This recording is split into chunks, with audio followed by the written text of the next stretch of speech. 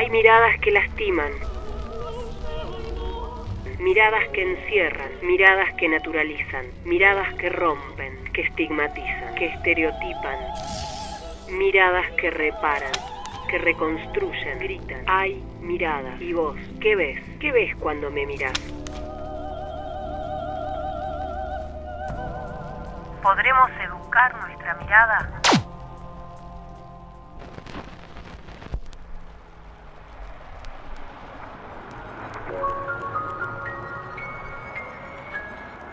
Y más allá de su eliminación física, lo que estableció es la imposibilidad que la sociedad los visibilice como pueblos existentes. Y todos los discursos de, extranjerización, la demonización que se hace de las organizaciones, de los reclamos territoriales, de los pueblos originarios, está de acuerdo y es directa consecuencia de una sociedad que se construyó como superadora de esta situación a partir fundamentalmente de haber eliminado a esos otros internos y externos que eran los pueblos originarios. Salvajes o extintos, enemigos amenazantes, extranjeros peligrosos. Los pueblos originarios son mirados a través de etiquetas que los excluyen, estigmatizan y criminalizan. Miradas que lastiman. El pueblo mapuche. Enemigos internos. Un Estado que administra sobre quienes considera minorías internas o externas, políticas destinadas para que esos pueblos desaparezcan como tal. Un fenómeno de concentración, deportación, división forzada de las unidades sociopolíticas indígenas y también de una política concreta que operaba hacia la desaparición de las unidades socioculturales. Por lo tanto, estas medidas, estas políticas llevadas adelante por el Estado argentino configuraban lo que en términos contemporáneos se define como un proceso genocida.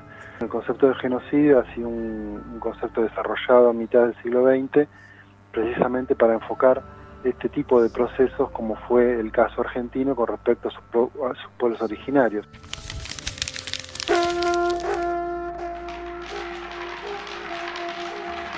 Walter del Río es docente, historiador y doctor en antropología. Sus investigaciones hacen foco en la cuestión indígena, el genocidio y el pueblo mapuche. Esto es lo que nosotros atribuimos también y nos permite, como concepto, pensar cómo fueron todo ese conjunto de medidas que en la sociedad argentina se invisibilizaban detrás de esa figura de campaña al desierto, ¿no? Una especie de metáfora que permitía ocultar todo, ¿no? Que existía población en el territorio, que esa población eran pueblos que tenían su propia organización e identidad. Y además construía un relato histórico apolítico, evolutivo, prácticamente situado en el contexto de lo que es la historia natural de la evolución histórica, ¿no? De los pueblos civilizados. Todo eso es lo que forma parte de un genocidio exitoso, es decir, un Estado que obtuvo su éxito, ¿no? de clamar que esos pueblos no existiesen, y más allá de su eliminación física, lo que estableció es la imposibilidad que la sociedad los visibilice como pueblos existentes. Por lo tanto, cuando en contextos como el actual, ciertos discursos escuchamos prácticamente como similares, ¿no? Encontramos que estos discursos actuales son similares a los que hace 130 años se adjudicaba la llamada generación del 80 para resolver el problema de los pueblos originarios, viene a cuento de que lo que se dio en Argentina en realidad fue un proceso genocida exitoso que instala en el conjunto de la población esta idea de la extinción, desaparición de esos pueblos como entidades verdaderas.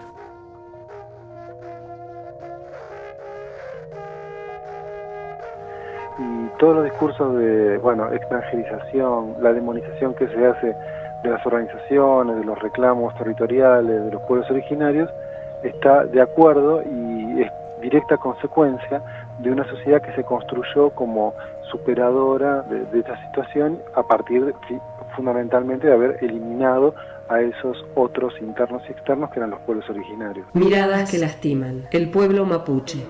Enemigos internos. Ese es el discurso que se construyó hacia 1870. Es decir, es la reproducción del mismo discurso que se genera en el momento previo del avance estatal y que tendía y que procuraba construir a esas poblaciones originarias como migrantes recientes, como invasores ilegales de un supuesto territorio argentino que, por otro lado, no era territorio argentino. O sea, recordemos que ni el Estado argentino ni el Estado chileno tuvieron ocupación efectiva y ejercieron su jurisdicción estatal más al sur del Biobío y lo que es, bueno, el norte de la Patagonia y las Pampas en Argentina, sino hasta la década de 1880. Entonces, en ese contexto, el primer paso fue la construcción del enemigo como un otro, no solamente un otro salvaje, sino también como alguien que venía del otro territorio.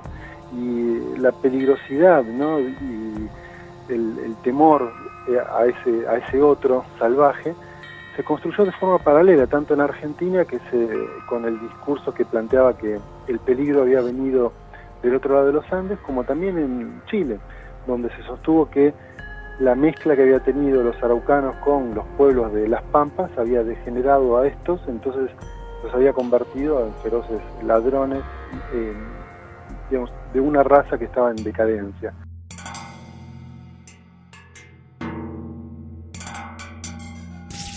Por lo tanto, ese primer paso, demonizar al otro, construirlo como un enemigo salvaje, sin ley, como una amenaza a los bienes, a las personas, a la misma integridad nacional, fue lo que construyeron, por ejemplo, en nuestro caso, en Argentina, Estanislao Ceballos, y bueno, desde un discurso que se pretendía científico y que digamos, congeló a esos pueblos originarios como una migración o una invasión reciente.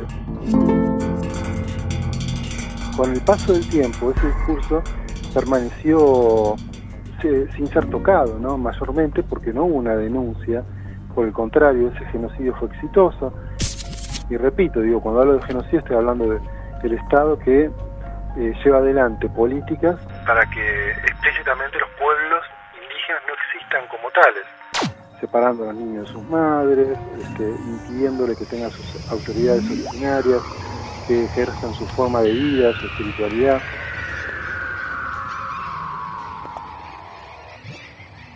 Por lo tanto, en la Argentina posterior a esa década del 80, lo que hubo fue una consolidación de un discurso de una guerra exitosa frente a ese enemigo salvaje y por lo tanto ese discurso no fue cuestionado, no tuvo cuestionamientos y que al día de hoy permanece como la principal argumento para atacar a esos enemigos. La extranjería es un principio fundamental, ¿no? Para señalar un enemigo peligroso, ¿no? Por eso tanta importancia se le está dando en ciertos medios de comunicación y de sectores políticos en marcar las supuestas influencias con FARC, ETA, ISIS, etcétera, etcétera. Miradas que lastiman. El pueblo mapuche.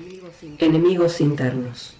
Por donde se lo analice es un error de apreciación. Incluso si uno contempla que la nacionalidad argentina se atribuye a partir del nacimiento en territorio, bueno, el haber nacido en territorio que hoy es argentino, no importa cuándo haya sido, daría la nacionalidad argentina a un miembro de un pueblo originario o a un descendiente de inmigrantes. Por lo tanto, ahí también habría una aplicación de doble vara, ¿no? Porque mientras los descendientes de inmigrantes pasan a ser considerados como argentinos, no así los descendientes de los pueblos originarios. Walter del Río, historiador y antropólogo. El enemigo de la nación es el extranjero.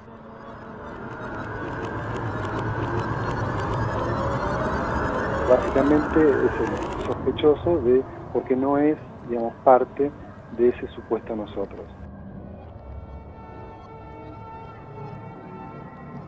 Esa idea es, digamos, algo muy básico que se enseña en las escuelas, se despliega en lo que es el mapa mental de las personas, es decir, que el mundo está dividido en colores y estas son áreas, y si uno nace de los países, y que si uno nace en un área de un color, tiene una nacionalidad o tiene otra.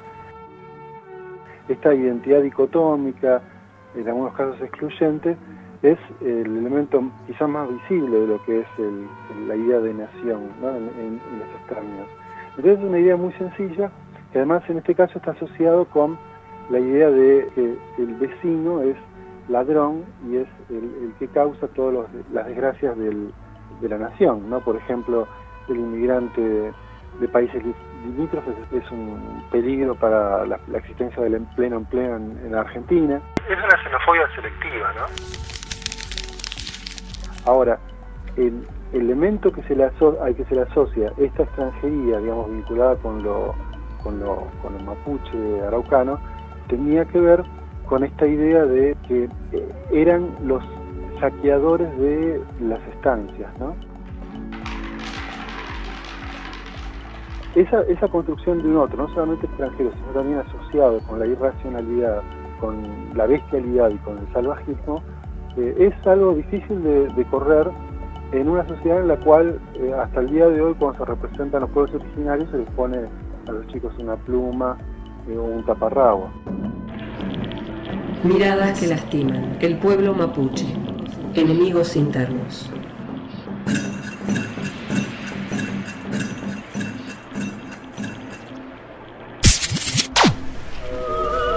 Fuentes consultadas. Red de Investigadores en Genocidio y Política Indígena. Instituto Patagónico de Estudios de Humanidades y Ciencias Sociales. CONICET. ¿Qué ves? Mírame de nuevo.